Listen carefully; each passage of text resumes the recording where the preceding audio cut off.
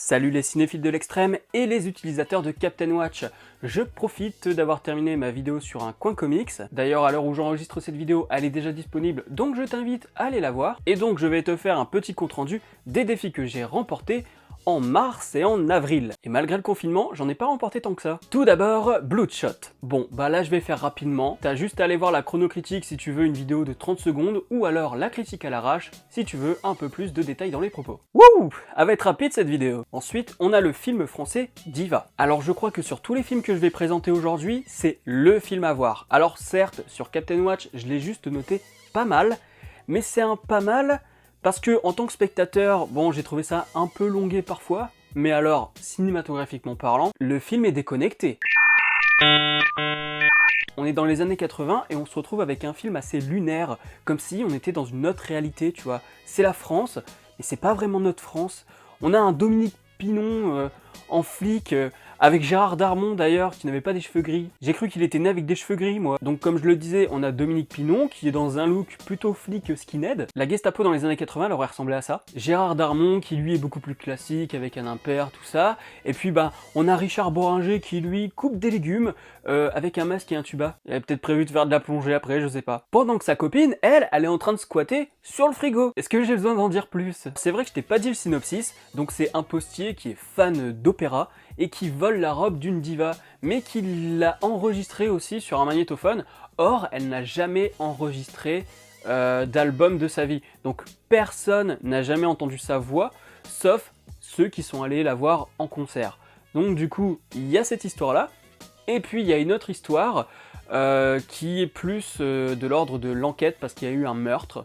Et donc, c'est là que ça me pose problème, c'est qu'il y a une double histoire. En fait, je pense que si on s'était limité à l'histoire de la cassette enregistrée, c'était suffisant. Parce que le meurtre en plus, ça fait que ça rallonge le film, et ça le rend beaucoup plus lent et moins intéressant. Parfois, tu te retrouves en avoir rien à faire de ce qui se passe. C'est pour ça que j'ai noté pas mal. Mais d'un point de vue esthétique, au niveau de la mise en scène, t'en prends vraiment plein la tête et tu te dis qu'en France, dans les années 80, on faisait ce genre de film. Diva, c'est vraiment un film à voir. Ensuite, Guns Akimbo. Bon bah celui-là c'est pareil, j'en ai déjà parlé dans une critique à l'arrache, donc je te laisse aller voir. Et on passe au quatrième film. Superman Red Son. Bon bah là aussi ça va être très court. J'ai fait une critique à l'arrache dessus, donc je te laisse aller voir. Mais c'est pas le seul film autour de Superman que j'ai regardé, parce que j'ai maté un documentaire. Superman Lives. Ce documentaire, ça fait très longtemps que je voulais le voir et il était impossible à voir en VOST.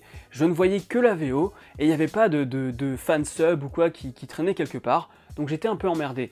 Ça faisait plusieurs années que je voulais le voir et par magie, enfin c'est pas vraiment de la magie mais quand même, il y a un gars qui l'a upload sur YouTube avec des sous-titres français. Merci mon gars, t'es un héros. Donc du coup j'ai eu l'occasion de le regarder et ça raconte l'histoire du film Superman Lives, donc le film qui devait être réalisé par Tim Burton et qui n'a jamais vu le jour. À la place, on a eu Superman Returns. Je sais pas si on gagne au change.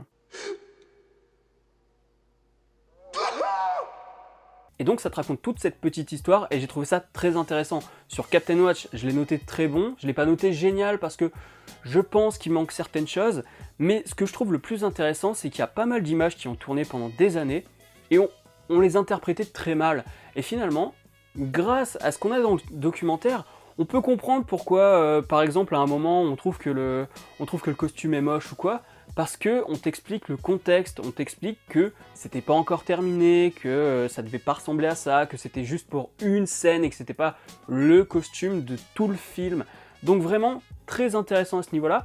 Et si vous voulez compléter un peu ce documentaire, je vous invite à aller voir la vidéo de Laura TV. Adrien et Laura ont fait un très gros travail sur ce film, et ils ont fait d'autres vidéos sur des projets avortés de films de super-héros, comme par exemple le Justice League de George Miller. Et pour finir, le film Netflix Extraction. Ce film, de toute manière, j'avais prévu de le regarder, c'est pour ça que j'ai remporté le défi en un jour. Et je vais pas en dire plus ici, parce que comme tu le sais peut-être déjà, j'en ai parlé dans une critique à l'arrache, donc je t'invite à aller voir ça. Ah oui, et t'as peut-être remarqué que je n'avais pas le même t-shirt, parce que comme tu le sais, parfois j'enregistre pas au même moment. Pourquoi tu me l'as pas dit plus tôt? C'est tout pour cette vidéo, certes c'est un peu court, mais comme les défis que j'ai relevés, c'est sur des films dont j'ai déjà parlé dans des vidéos où je leur consacre 10 à 15 minutes, Je me suis dit ça sert à rien d'en parler là, autant que vous alliez voir les vidéos en question. Petite précision pour les défis aussi, il y en a certains qui m'envoient des défis de séries. Alors les séries, je mets toujours du temps à les regarder, à me motiver à les voir, en plus de ça j'en ai plein à voir avant ce que vous m'avez proposé. Donc les défis de série, c'est plus pour me donner envie ou me faire découvrir une série, mais je suis pas dans l'optique de remporter tout de suite le défi. Je mettrai peut-être 600 jours pour relever un défi. Je t'invite à me rejoindre sur Captain Watch. Dessus, tu pourras voir mes notes, ce que j'ai envie de voir, tu peux me lancer des défis et voir mes pitchs de films et séries. Retrouve aussi mes vidéos dans ton fil d'actualité et dans les fiches de films et séries. Et maintenant, dans ces vidéos-là, je vais vous demander en commentaire de me donner un lien vers vos profils Captain Watch, comme ça on peut se follow mutuellement. Abonne-toi à la chaîne si ce n'est pas encore fait et n'oublie pas d'actionner la petite cloche pour être alerté des prochaines vidéos. Quant à moi, je te dis à la prochaine sur la toile. Salut!